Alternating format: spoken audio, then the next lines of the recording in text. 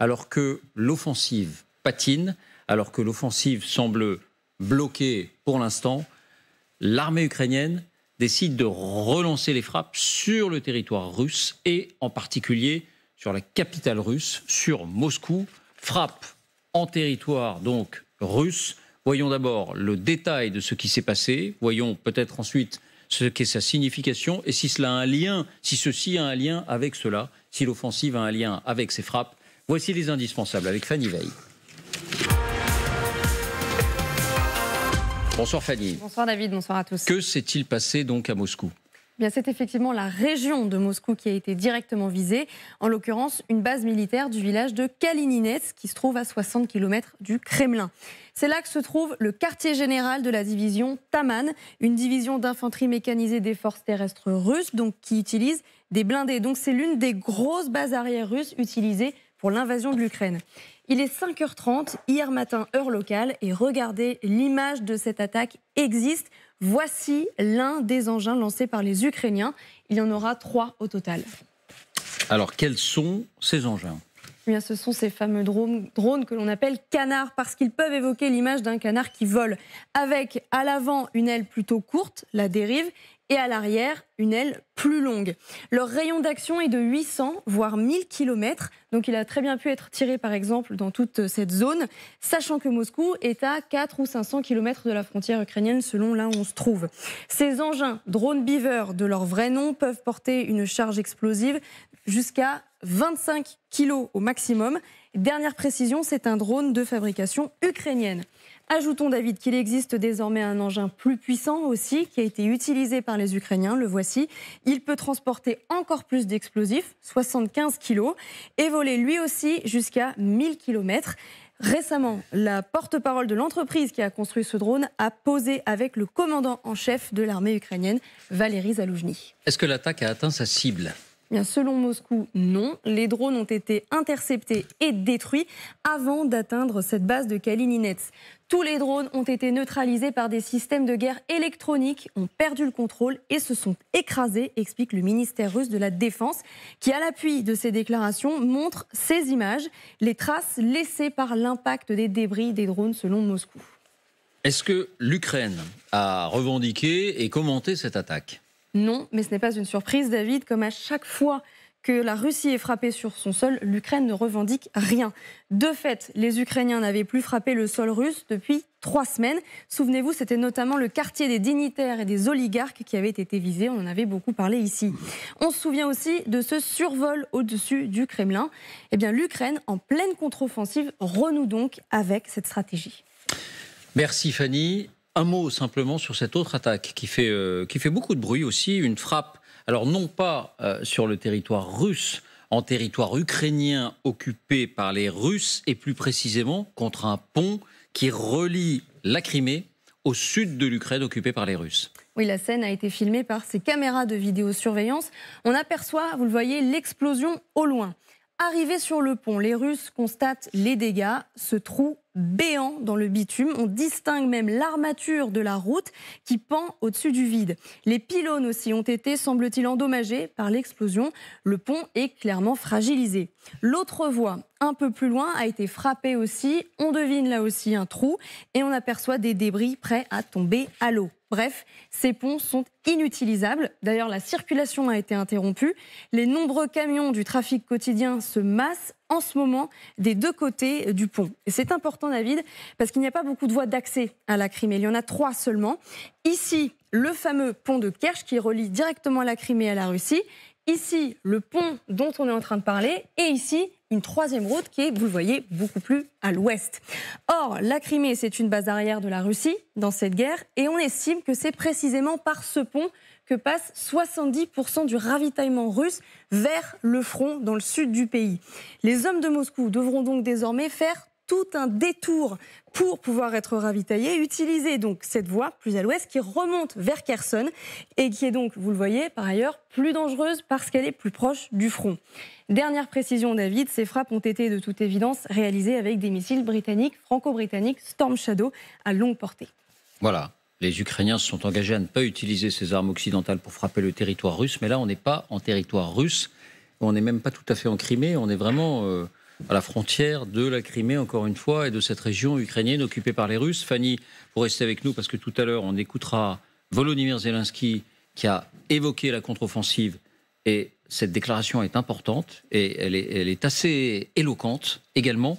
D'abord un mot, est-ce que c'est un vrai coup porté là, du coup, aux lignes arrières russes, François? Ah oui, alors l'attaque du pont de Tchangar, des deux ponts, le pont ferroviaire et le pont routier, qui semblent toutes les deux avoir réussi, c'est un coup dur pour la logistique russe, qu'il s'agisse de la logistique vers le front qui est attaqué par l'offensive ukrainienne, ou, le cas échéant, pour venir au secours de la Crimée. Ça marche dans les deux sens. Les Russes disent avoir récupéré, et l'information paraît assez crédible vu les conditions dans lesquelles les images ont été montrées et ainsi de suite, qu'effectivement c'était un Storm Shadow britannique, mais avec des pièces fabriquées par MBDA, notamment une pièce fabriquée à Trappes, ce qui est dans la banlieue parisienne. Et j'ajoute que, d'après le journal Le Monde, le président de la République serait en train d'envisager que la France, à son tour, livre 50 missiles de ce type, qu'on appelle Scalp en France et Storm Shadow au Royaume-Uni, mais c'est le même engin. Voilà la pièce fabriquée à Trappes. Cette pièce-là est fabriquée à Trappes. Non, celle qui était montrée juste avant ça. Voilà, revoir.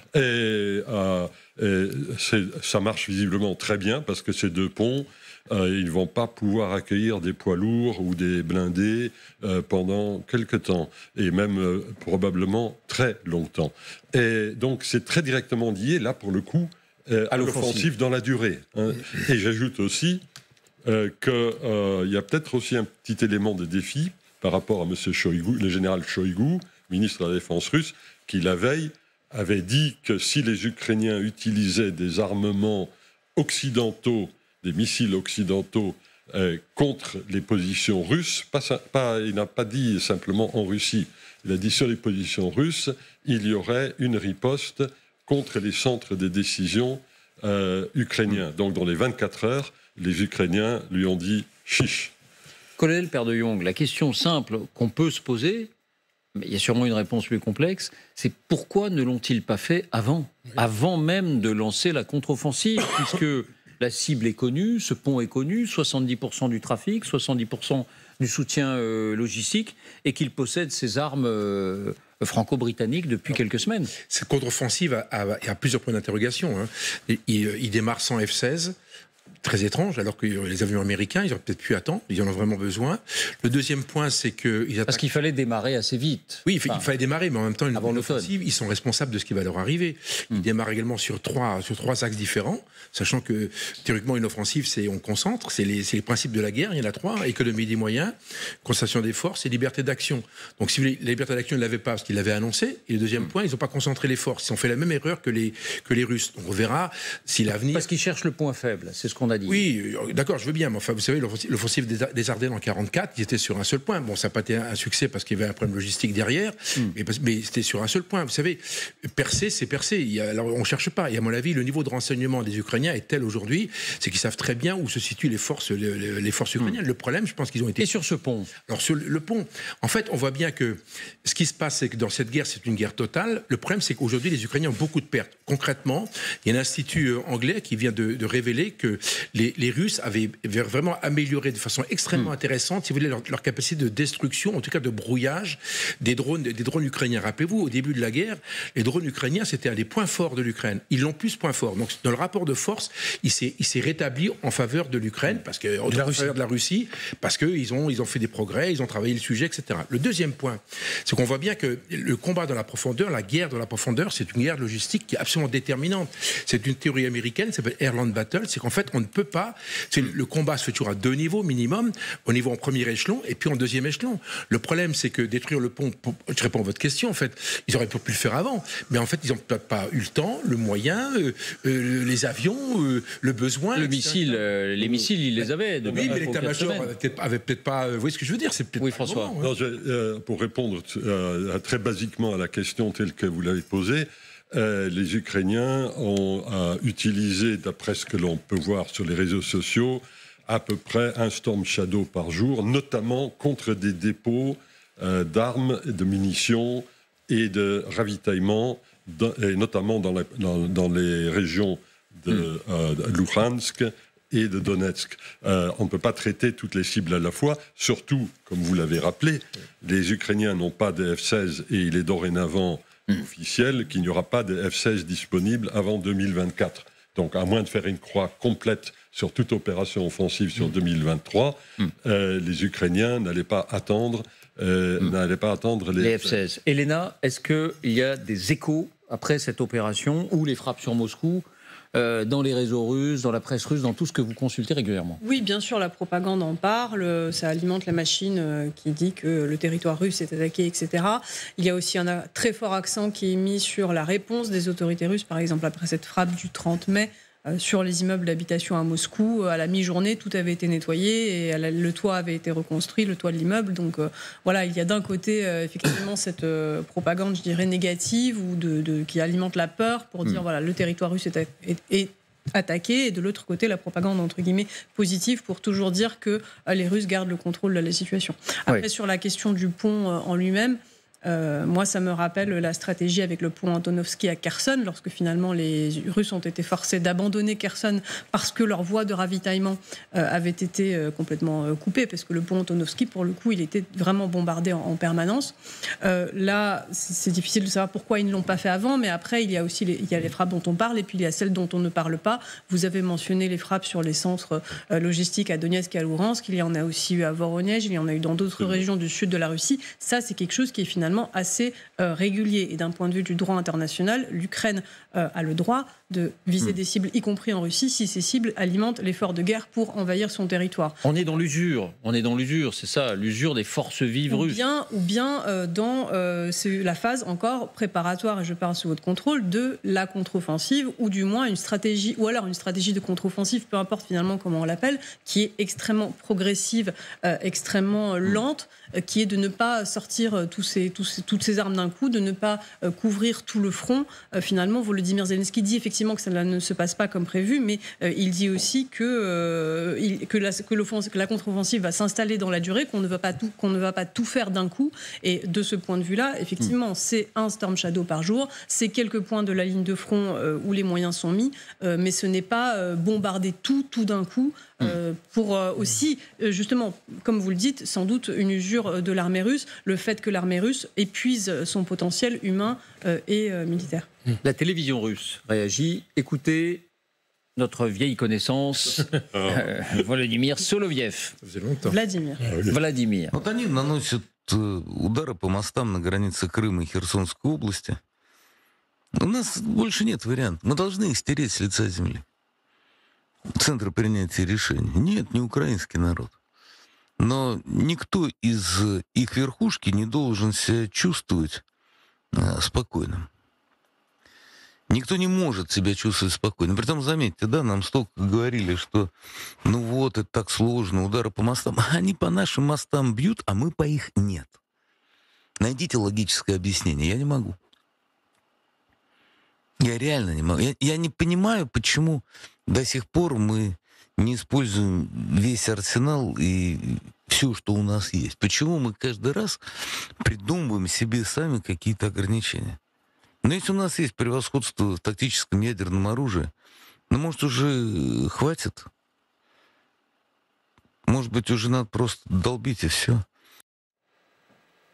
Montage Baptiste Amossé et une petite couche de nucléaire à nouveau dans la menace. Mais que faisons-nous? Pourquoi ne tapons-nous pas plus fort? Tout à l'heure, on a une petite surprise sur la télévision russe qui regarde LCI, qui regarde 24 heures et qui regarde Les Indispensables. Et vous allez voir comment tout ce que vous dites en ce moment pourra être diffusé à la télévision russe et alimenter leur débat. Je vous montrerai ça tout à l'heure. Mise en abîme. Voilà. Oui, vous voulez dire un mot, Jean? Non, je voudrais réagir à ce que vous disiez, colonel, tout à l'heure. C'est sur cette offensive, effectivement, qui paraît assez étrange, puisqu'elle est sur 3 points, qu'elle ne paraît pas être totale, économie de moyens, etc. Mais moi, je pense véritablement que là, c'est ce qu'on appelle le brouillard de la guerre. C'est-à-dire qu'en fait, on ne sait pas ce qui se passe. Alors, en première analyse, on peut se dire les Ukrainiens sont moins à l'aise dans l'offensive que dans la défense. Ça peut arriver, hein, des armées qui sont plus à l'aise. Mais là, on peut être aussi dans la phase où on teste les dispositifs adverses, comme le rappelait David tout à l'heure. Et moi, j'ai l'impression qu'on est plutôt là-dedans, c'est-à-dire qu'on est en train de voir, est-ce qu'il y a des réserves, est-ce qu'il y a des résistances plus ou moins fortes à tel endroit, ou alors on tente d'attirer les forces russes dans ces 3 endroits pour attaquer ailleurs. On pourrait très bien avoir une surprise du chef, et ça j'en suis persuadé. C'est-à-dire qu'un bon stratège, il dit pas « Oh, j'attaque ici maintenant, je vais maintenant faire une contre-offensive à cet endroit précis ». C'est pas comme cela que se passe la guerre, c'est toujours une surprise. Sur les F-16, je termine François là-dessus, sur les F-16, c'est-à-dire la question ne se pose pas comme une guerre habituelle, parce que les Russes n'utilisent pas leur aviation non plus. Alors, il y a une utilisation des hélicoptères. Ça, c'est intéressant. Anti-char, qui est totalement destructeur. Voilà, exactement, anti-char, qui sont très destructeurs et qui font énormément de dégâts. Mais pour le reste, pour les avions de chasse, ça n'est pas le cas. Donc, pour l'instant, c'est assez curieux. Il n'y a pas de domination absolue du ciel par les forces... on va prolonger sur l'offensive, mais juste d'un mot, François, s'il vous plaît. Un mot sur Moscou. Pourquoi des frappes sur Moscou? Pas sur Moscou. Je suis désolé de vous le dire. C'est un petit peu comme si vous disiez ils ont frappé sur Creil, donc c'est à côté de Notre-Dame. Le siège de la division Taman, on a bien montré sur la carte. Oui, c'est à 70 km. Elle n'est pas à Moscou. Non, mais pourquoi des frappes à l'intérieur du territoire russe, tout près de Moscou? Parce que ce sont aussi des bases arrières qui sont visées? Oui, là, c'est le siège d'une division. Donc c'est le même principe. C'est peut-être aussi tout simplement pour faire ce qu'on a parfois évoqué sur ce plateau, à savoir faire en sorte que les Russes ne transfèrent pas de force vers les zones où se déroule l'offensive ukrainienne. La division Taman est une vraie division avec de vrais moyens. Si vous commencez à la déménager de la région où elle se trouve, le gouverneur du coin va aller à la télé en beuglant, en disant « on me dépouille, on est vulnérable ». C'est ce qui s'est passé à Bielgorod. Vous vous souvenez, là, de Bielgorod. Et du coup, les Russes ont dû déployer des forces à Bielgorod qui auraient peut-être été plus utiles face à l'offensive ukrainienne. Mais sur l'offensive ukrainienne elle-même, rappelez-vous les offensives de l'année dernière. Ça commence avec un seul axe, à Kherson. Et en fait, le vrai axe, il était connu 2 mois plus tard, exact. Et à l'autre bout du pays, du côté de Kharkiv. Exactement. Alors avant de commencer à faire la nécrologie de l'offensive ukrainienne, il faut se souvenir que l'offensive l'année dernière avait commencé au début du mois de juin et Kherson était tombé au mois de novembre. Et entre-temps, l'essentiel s'était passé ailleurs. Alors, puisqu'on est à évaluer l'offensive, écoutons d'abord ce qu'en dit le principal intéressé, Volodymyr Zelensky, qui s'est exprimé. On vous retrouve, Fanny. Quelles ont été ses déclarations? Il s'est confié hier à nos confrères de la BBC et voilà sa phrase exacte. Les progrès sur le champ de bataille sont plus lents que prévu. C'est effectivement la première fois que c'est dit aussi clairement. On le sent même légèrement agacé quand il est pressé de questions sur ce thème. Certaines personnes pensent que c'est un film hollywoodien et attendent des résultats maintenant. Ce n'est pas le cas, dit-il.